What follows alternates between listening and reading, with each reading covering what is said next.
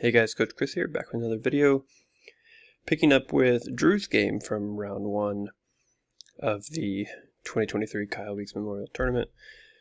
Drew opens with d4, opponent responds with d5, and Drew starts off with a London, bishop f4. Opponent plays knight to c6, and this is a very common move at lower levels. Against a normal queen's gambit, this would be called a Shigorin. The idea is to eventually get an e5. Typically the light squared bishop is developed outside the pawn chain, and the idea is to play very actively in the center with the pieces. The downside to having a knight on c3 is that black is not going to be able to challenge the center with c5 because the knight blocks it.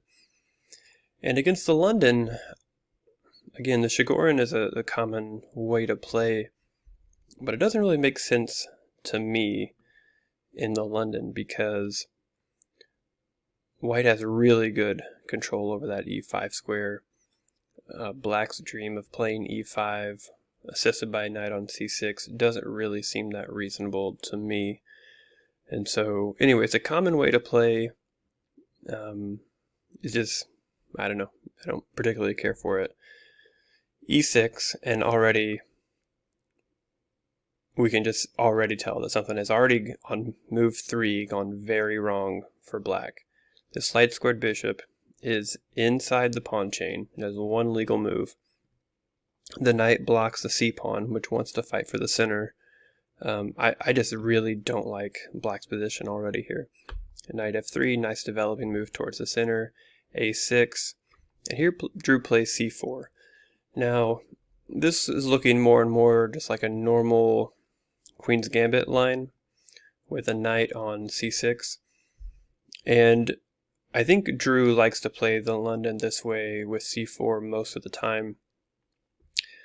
The reason I would have played the more London-y c3 here is because, so if black is ever going to develop that bishop, then most likely that's going to be by playing b5, bishop b7. So after c4, a sensible way for black to play would be to take the pawn, bishop takes c4, and now a6 has prepared b5, hitting the bishop with tempo, and now black gets to develop the light squared bishop, and all of the pieces are going to make sense. That's a nice way for black to untangle, and that's not possible if the pawn is back on c3. Now it's going to be hard for black's light squared bishop to have a role, because even after b5, bishop b7, it would still just be staring at the d5 pawn. So this is a very sensible way to play against a lot of London setups, and the engine is totally fine with it. I just think it makes black's job a little bit too easy. Another thing I like about the c3 move here is that if black ever challenges with bishop d6, we can just leave our bishop on f4, because if takes, now we have really outstanding control over e5, and our d4 pawn is protected. Whereas with c4, then after takes, black has some pressure that's annoying on d4. Anyway, c4 is fine.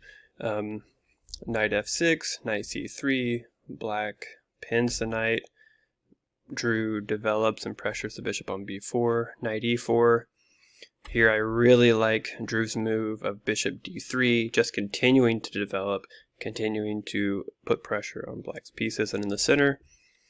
Black captures. I like the pawn recapture a lot.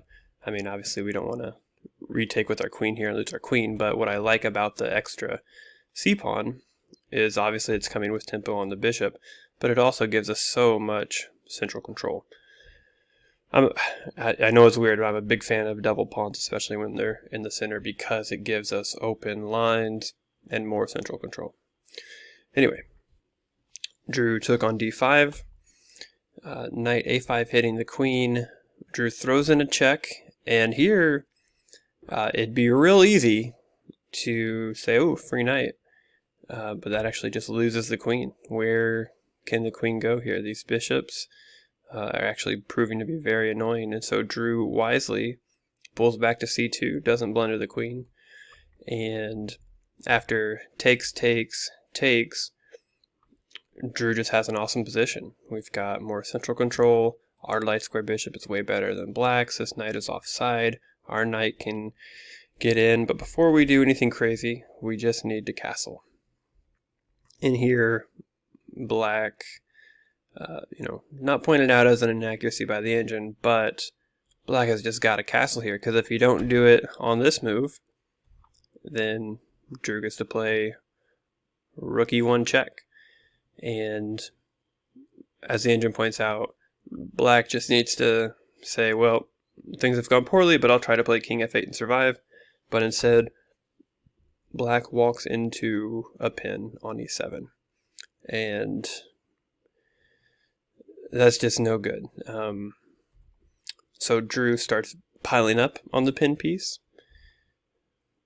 Black is just oblivious to the danger, plays bishop b5. Drew sticks to the plan. Now there are two attackers on e7. Black can't castle out of the danger because then the knight hangs. But that's exactly what he did, and so Drew took the free knight. After takes, now Drew's up a piece, and the only thing left to do is consolidate. And when you're up material, it is often a very good idea to trade pieces and win the remaining endgame a piece up. Not at the expense of other things. You still have to control the center. You still have to maintain good piece coordination and development. But where possible, your winning condition is to trade off pieces and win the endgame. And Drew does a great job of that here. So queen e3, total domination of the e file. Now Drew uses his extra piece to start an attack. The f5 square is often an amazing square for a knight against a castled king because it's just so threatening on that square. It targets some really sensitive spots in black's army. Queen f6, just keeping everything defended with g3, and really like this move, queen e5. Again, white wants to trade pieces and win the endgame with the extra knight. Black can't really afford to do that, but black also can't really afford to allow the knight in on f5. And here, black played f6, but my understanding is that black resigned there, and the game could have concluded with bishop takes g7, king h8, and then after queen e7, mate is going to happen. It's unstoppable. That, let's just put a move on the board like a5, rook h7 check, king g8. And then you can either play, queen g7 mate, or if you want to be real cool like the engine, you can play knight h6 mate. So, a really good game by Drew.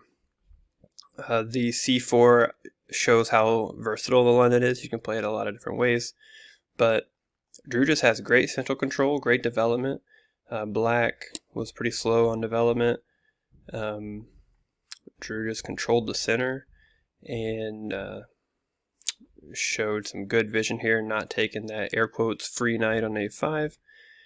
And then the real key here is Drew has a good position, but you got to get all your pieces involved, and then this e-file pin ends up being devastating. So really, really great game from Drew here. Yeah, look at that. Really, really solid game. Engine says 97% accuracy. What a boss. So yeah, great first game from Drew. We are, Jackson's on the board. And thanks for watching. I'll keep going with this tournament coverage. Keep grinding those tactics.